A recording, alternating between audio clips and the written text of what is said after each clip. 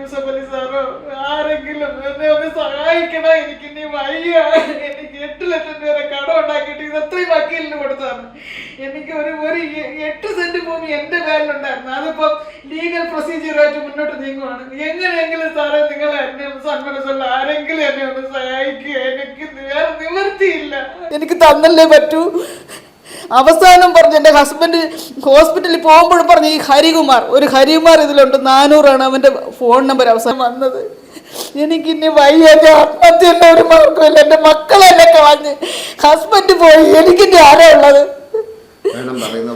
നമസ്കാരം.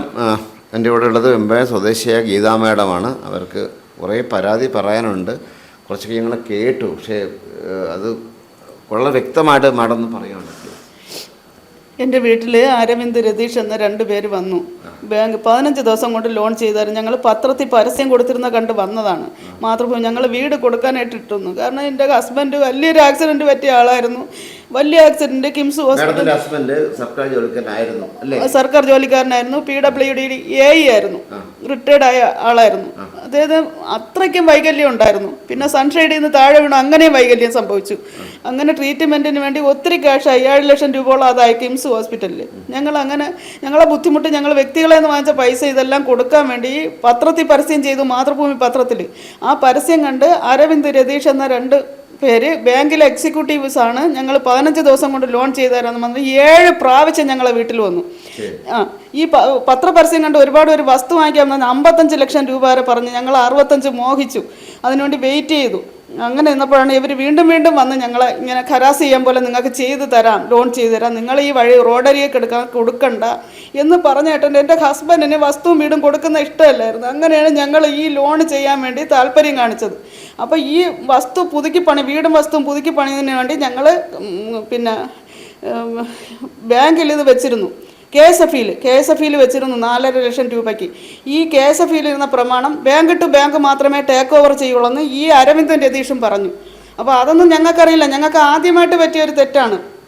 അങ്ങനെ അവരെ വാക്ക് അപ്പോൾ പറഞ്ഞ് ഞങ്ങളിൽ ആളുണ്ട്, ക്യാഷ് കൊടുത്തത് എടുക്കാനുള്ള ആളുണ്ടെന്ന് പറഞ്ഞ് ഹരികുമാർ എന്ന ഒരു വ്യക്തിയെ കൊണ്ടുവന്നു. ആ ഹരികുമാർ സാദിഖ് എന്നുള്ള വ്യക്തിയിൽ നിന്ന് പൈസ 5 ലക്ഷം രൂപ വാങ്ങിച്ച് ഞങ്ങളുടെ ബാങ്കിൽ KSF-യിൽ ഇരുന്ന പ്രമാണം വിഡ്രാ ചെയ്തു. അപ്പോഴും ഞാനും എൻ്റെ ഹസ്ബൻഡും കൂടിയാണ് KSF-ൽ പോയത്.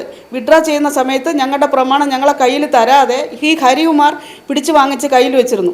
11 മാസം അവൻ കയ്യിൽ വെച്ചിരുന്നു ഞങ്ങളുടെ പ്രമാണം. അപ്പോഴൊക്കെ ഞങ്ങൾ കരഞ്ഞു വിളിച്ച് ചോദിച്ചു ഞങ്ങളെ പ്രമാണം ഞങ്ങൾ വേറെ എവിടെയെങ്കിലും കൊണ്ടുവയ്ക്കട്ടെ എന്ന്. അവൻ തന്നില്ല. തരാതിരുന്നിട്ട് നിങ്ങൾക്ക് എലിജിബിലിറ്റി ഉള്ള ഒരാളിനെ കണ്ടുപിടിക്കുകയാണ്. അതിന് പോലീസുകാരൻ ഒരു ഹരികൃഷ്ണൻ ഉണ്ട്. ആ ഹരികൃഷ്ണൻ പോലീസുകാരനുണ്ട്. അവന് എലിജിബിലിറ്റി ഉണ്ടെന്ന് പറഞ്ഞു. അപ്പോൾ അവനെയും കൊണ്ട് വീട് കാണിച്ചു. അവനെ കൊണ്ട് ലോൺ ചെയ്യിക്കാനായിട്ട് ശ്രമിച്ചു. ലോൺ ചെയ്തു. അവൻ ലോൺ ചെയ്തെന്ന് ഞങ്ങൾ അറിഞ്ഞില്ല. ഏത് ബാങ്കാണെന്ന് ഞങ്ങൾ അറിഞ്ഞില്ല. ഞങ്ങളൊരു ബാങ്കിൽ കൊണ്ടുപോയില്ല. അപ്പോഴും ഞങ്ങളോട് പറഞ്ഞ് പർച്ചേസ് ലോണെന്നാണ് പറഞ്ഞത്. ഞങ്ങൾക്ക് അപ്പോഴും അത് അറിഞ്ഞൂടാ. ഞങ്ങളിതെല്ലാം ആദ്യമായിട്ട് കേൾക്കുന്നതാണ്. വിദ്യാഭ്യാസം ഞങ്ങൾക്കുണ്ട്, പക്ഷേ ഇതിനെക്കുറിച്ച് ഞങ്ങൾ ബോധേഡല്ലായിരുന്നു. ഇങ്ങനെ ലോണും ഞങ്ങൾ എടുത്തിട്ടില്ല അതൊന്നും. അങ്ങനെ ഞങ്ങളെ പറ്റിച്ച് ഈ റെപ്കോ ബാങ്ക് എന്നൊരു ബാങ്കിലാണ് ചെയ്തിടണമെന്നും എലിജിബിലിറ്റി ഹരികൃഷ്ണൻ ഉണ്ടെന്നും ഹരികൃഷ്ണൻ്റെ വൈഫ് പിന്നെ മരക്കാർ മോട്ടേഴ്സ് ജോലി ചെയ്യുന്നുവെന്നും പിന്നെ ശരിക്കും വണ്ടികളുണ്ടെന്നും പിന്നെ ജ്വല്ലറി ഉണ്ടെന്നും ഏതോ കുറേ കടകളുണ്ടെന്നൊക്കെ പറഞ്ഞ് അതാണ് ഞങ്ങളുടെ എലിജിബിലിറ്റി, അതുകൊണ്ട് ബാങ്ക് വില്ലിംഗ് ആണ് ഇത് തരാനെന്ന് പറഞ്ഞു. 39 ലക്ഷം രൂപ റെപ്കോ ബാങ്ക് പാസ്സാക്കി. റെപ്കോ ബാങ്ക് വന്ന് 39 ലക്ഷം രൂപ എൻ്റെ ഹസ്ബൻഡിൻ്റെ അക്കൗണ്ട് പിന്നെ പെൻഷൻ അക്കൗണ്ട് ഉണ്ടായിരുന്നിട്ട് ആ അക്കൗണ്ടിൽ പൈസ തരാതെ അവർ പുതിയൊരു അക്കൗണ്ട് എൻ്റെ ഹസ്ബൻഡിനെ കവടിയാർ ബ്രാഞ്ചിൽ കൊണ്ടുപോയി ഹസ്ബൻഡിനെ കൊണ്ട് അക്കൗണ്ട് തുടങ്ങിച്ചു. അദ്ദേഹം ഇങ്ങനെ വിളിക്കുന്നിടത്തോട്ട് അങ്ങ് പോവുകയാണ്. ഒന്നും അറിഞ്ഞൂടെ സാറേ. പറ്റിച്ചതാണ്. അദ്ദേഹം മരിച്ചിട്ട് 1 വർഷമായി. അവസാന നിമിഷം എൻ്റെ ഹസ്ബൻഡ് പറഞ്ഞു ആ വീട് നമുക്ക് തിരിച്ചെടുക്കണോ, നീ എൻ്റെ ശക്തിയാണെന്ന് പറഞ്ഞ് നീ തിരിച്ചെടുക്കണോന്ന് പറഞ്ഞ്, നിനക്കാരും കാണൂല ആ വീട്, നീ തിരിച്ചെടുക്കാൻ പറഞ്ഞ്. ഞാൻ എങ്ങനെ തിരിച്ചെടുക്കും? എനിക്ക് തന്നല്ലേ പറ്റൂ. അവസാനം പറഞ്ഞ് എൻ്റെ ഹസ്ബൻഡ് ഹോസ്പിറ്റലിൽ പോകുമ്പോഴും പറഞ്ഞു ഈ ഹരികുമാർ ഇതിലുണ്ട് 400 അവൻ്റെ ഫോൺ നമ്പർ അവസാനം വരുന്നത്. ആ ഹരികുമാർ പറഞ്ഞ് ചേച്ചിക്ക് ആ വീട് തിരിച്ചെടുത്ത് തന്നിരിക്കുമെന്ന്. കാരണം എന്നിട്ട് അവൻ കുറേ ആളുകളെ കൊണ്ട് ആ വസ്തു വിൽക്കാൻ കാണിച്ചിട്ട് ബാങ്കിലടക്കാനുള്ള ബാങ്കിലും അടയ്ക്കാം, ബാക്കി പൈസയ്ക്ക് ചേച്ചിയുടെ വീടും തിരിച്ചു തരുമെന്ന് ഉറപ്പ് പറഞ്ഞവനാണ്. എൻ്റെ ഹസ്ബൻഡ് മരിച്ചപ്പോൾ ഇവരെല്ലാവരും മാറി. ചോദിക്കട്ടെ, നിങ്ങളുടെ ഹസ്ബൻഡിനെ കൊണ്ട് ഇതിൽ ഒപ്പിടിച്ചു മരിച്ചിട്ട് അത് നിങ്ങൾ പിന്നെ എന്തിനാണ് അത്രയും ദിവസം വെയിറ്റ് ചെയ്തത്? ഒരുപാടടുത്ത് പരാതി കൊടുത്തു സാറേ. പരാതി കൊടുത്ത ഡോക്യുമെന്റ്സ് ഒക്കെ എൻ്റെ കയ്യിൽ ഇരിക്കുകയാണ്. എനിക്ക് പൈസ ഇല്ല, ഇനി ഒരു ബസ് ഫെയർ പോലും ഇല്ല ഒരിടത്ത് പോവാൻ.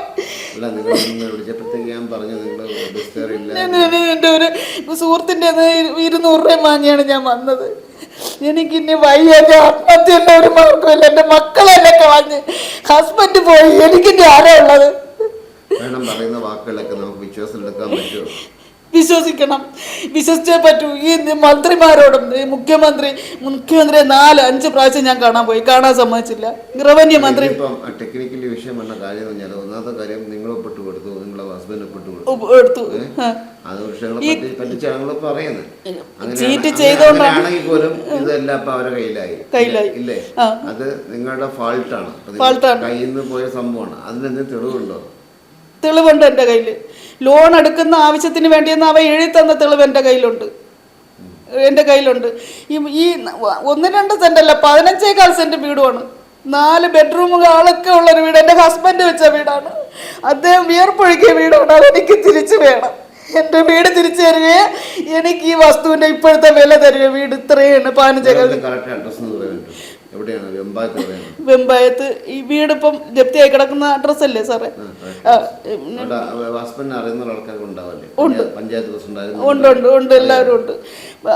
അവരെയൊക്കെ ഞാൻ സമീപിച്ചു. അവരൊന്നും പറയുന്നില്ല. കാരണം ഫാൾട്ട് ഞങ്ങളൊക്കെ പറ്റിച്ചത് വന്നു പോയി, ഞങ്ങൾ ഒപ്പിട്ട് കൊടുത്തു ഇല്ലേ? അതല്ലേ എൻ്റെ മക്കൾ എന്നെ വെറുത്തത്, എന്റെ ബന്ധുക്കൾ എന്നെ വെറുത്തത്. അറിയില്ലായിരുന്നു, വായിച്ചു പോലും. എന്നോട് പറഞ്ഞു ഒപ്പിട്ട് കൂടെന്ന് പറഞ്ഞു. കാരണം ഞങ്ങൾ പലിശക്ക് എടുത്തവർ കിടന്ന് തള്ളിക്കൊണ്ടിരിക്കുന്നു, ഞങ്ങളെ ശല്യം ചെയ്തോണ്ടിരിക്കുന്നത്. എടുത്തു, വീട് പുതുക്കാൻ വേണ്ടി എടുത്തു. പുതുക്കി ആ പൈസ ഞങ്ങൾക്ക് നഷ്ടമായില്ലേ?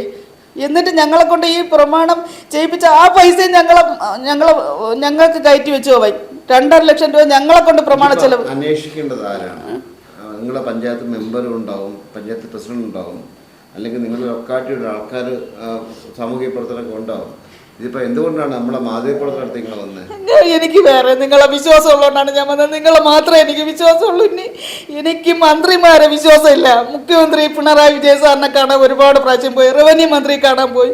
ഞാൻ DGP കണ്ട രേഖ എൻ്റെ കയ്യിലിരിക്കുന്നു. ഞാൻ എന്നിട്ടും വിചാരിച്ച് മനുഷ്യത്വമുള്ള ഒരു മന്ത്രിയെങ്കിലും ഉണ്ടായിരുന്നെങ്കിൽ ഞാൻ എന്നിട്ട് ഗണേഷ് കുമാർ സാറിനെ കാണാനായിട്ട് പലരെയും ആശ്രയിച്ചു.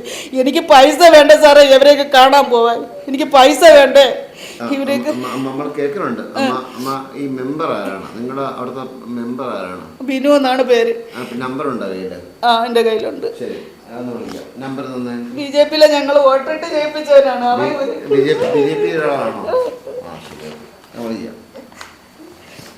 അമ്മയുടെ പേര് ഗീത അല്ലേ? എന്റെ പേര് ഗീത എന്നാണ്. ഏത് വാർഡാണ്? വേറ്റിനാട് വാർഡ്. താങ്കൾ വിളിക്കുന്ന വ്യക്തി ഈ പറയുന്ന ഇവരുടെ വാർഡിലെ ഒരു മെമ്പറെ ഞാൻ വിളിച്ചായിരുന്നു, ബിനു മെമ്പർ. ഞാൻ ലൈവായിട്ട് വിളിക്കുകയാണ്, അദ്ദേഹം ഫോൺ എടുത്തില്ല. ഇനിയിപ്പോൾ നിങ്ങൾ താമസിക്കുന്നത് എവിടെയാണ്? പെരുങ്കൂർ. നമ്പറുണ്ടോ? മെമ്പർ നമ്പറുണ്ടോ? തരുമോ?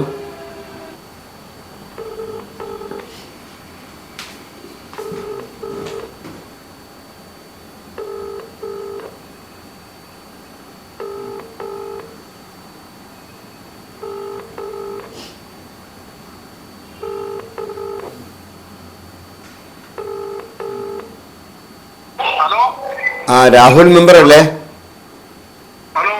മെമ്പറെ, രാഹുൽ മെമ്പർ അല്ലേ? മെമ്പറെ, ഞാൻ വിസ്മയ ന്യൂസിന്റെ റിപ്പോർട്ടറാണ്, ശ്രീത്ത് മാരാർ.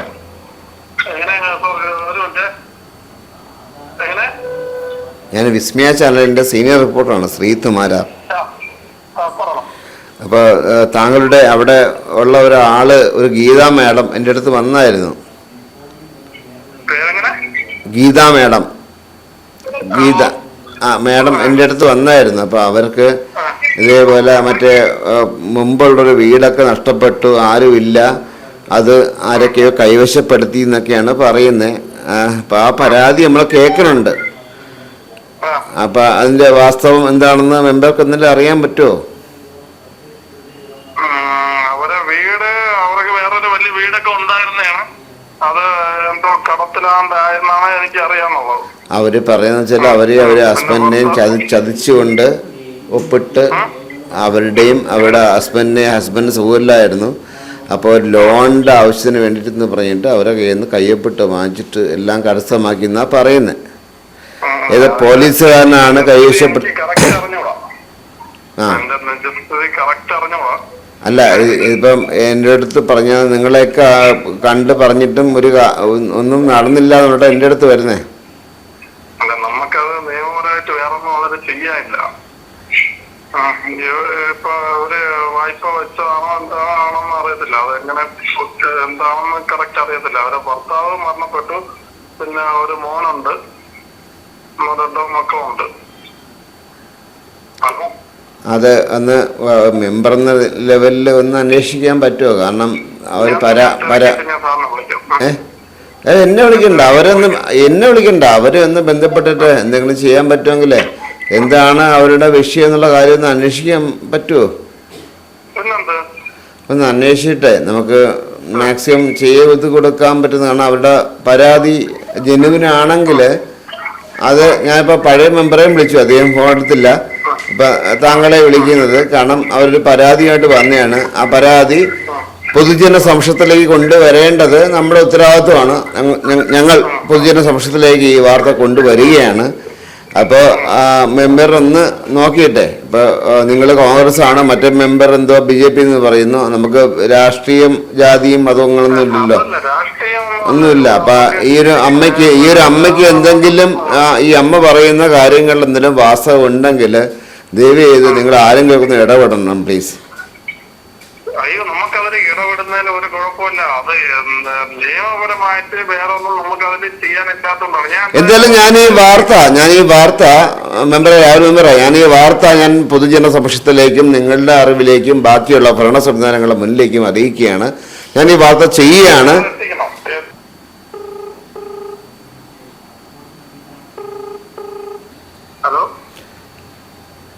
ഹലോ, ഇത് BJPയുടെ മെമ്പർ അല്ലേ? അവിടെ മെമ്പർ പേര്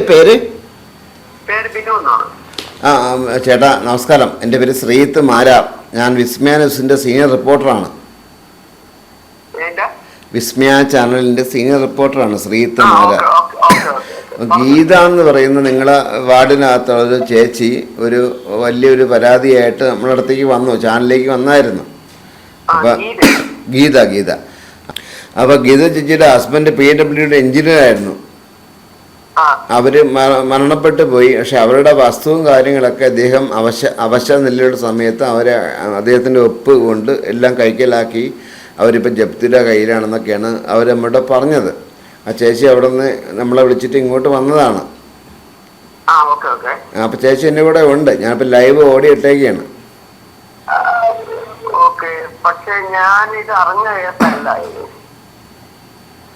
ചേട്ടനടുത്ത് ഇത് പറഞ്ഞില്ലേ? ഗീതച്ചി പറഞ്ഞില്ലേ? എവിടെയാ ഇപ്പൊ താമസിക്കുന്ന പെരുങ്കൂർ? അവരുടെ സ്ഥലം എന്ന് പറഞ്ഞാൽ എവിടെയാണ്? അതെ തന്നെ.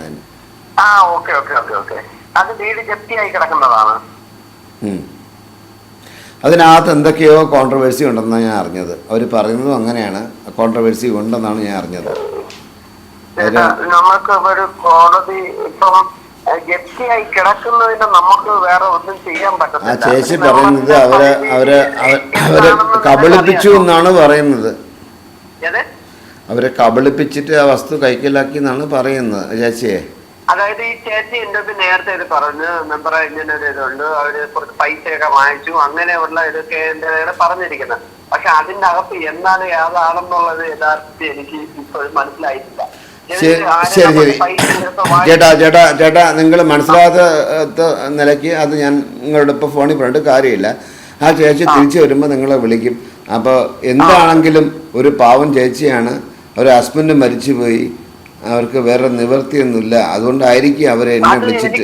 എനിക്ക് നല്ല രീതിക്ക് അറിയാവുന്ന വ്യക്തി തന്നെയാണ്. പക്ഷെ ജപ്തി ആയതിന്റെ ഇതില് എനിക്കൊന്നും ചെയ്യാൻ പറ്റില്ലല്ലോ.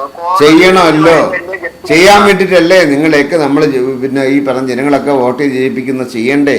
അതെന്താണെന്ന് അന്വേഷിക്കണ്ടേ? അന്വേഷിച്ചിട്ട് അവർക്ക് എന്താണ് ഒരു മതിയായ സംഭവം ചെയ്ത് കൊടുക്കേണ്ടത്. എന്റെ മുമ്പിൽ പറഞ്ഞപ്പോ എല്ലാം കൈവിട്ട് പോയി. ജപ്തി കഴിഞ്ഞു. ജപ്തി എല്ലാം കഴിഞ്ഞതിന് ശേഷം പിന്നെ നമുക്ക് എന്താണ് റോൾ അതിന്റെ അകത്ത്? ചേട്ടാ, അങ്ങനെയാണെങ്കിൽ പോലും ഒന്ന് അന്വേഷിക്കണ്ടേ എന്താണ് സംഭവം? നമുക്ക് മറ്റൊന്നും കൂടി ഞാൻ പറയട്ടെ. പറയാം. അവർ പറയുന്നത് എന്താണെന്ന് വെച്ചാൽ ഈ ഹരീഷ്ണനല്ല, പോലീസുകാരനല്ല, അവൻ്റെ കൂടെ കൃത്രിമം ഉണ്ടാക്കി നിൽക്കുന്ന അവൻ പറയുന്നത് ഈ ചേച്ചിക്ക്, ഗീത ചേച്ചിക്ക് ഈ വീട് കിട്ടുമെന്ന് ഗീത ചേച്ചി മോഹിക്കേണ്ട. രണ്ടാമത്തെ കാര്യം പറഞ്ഞ എന്താണെന്ന് വെച്ചാൽ ഞങ്ങളെല്ലാവരും കൂടെ ഒരുമിച്ച് സെറ്റിൽമെൻറ്റ് ചെയ്യാൻ നിൽക്കുവാണ്, കോടതി അങ്ങനെയാണ് ഓർഡർ. പക്ഷേ ഗീത ചേച്ചി ഇനി കേസ് കൊടുക്കുകയോ വേറെ ഏതെങ്കിലും ചാനലിലോ മറ്റെവിടെയെങ്കിലും ഈ ഇൻഫർമേഷൻ കൊടുക്കുകയോ ചെയ്താൽ സെറ്റിൽമെൻറ്റ് ചെയ്യൂല. അങ്ങനെയും കൂടെ അവൻ പറഞ്ഞിട്ടുണ്ട്. അത് ഈ ഹരികുമാറാണ് ഈ കൃത്രിമം അത്രയും ഉണ്ടാക്കുന്നത്.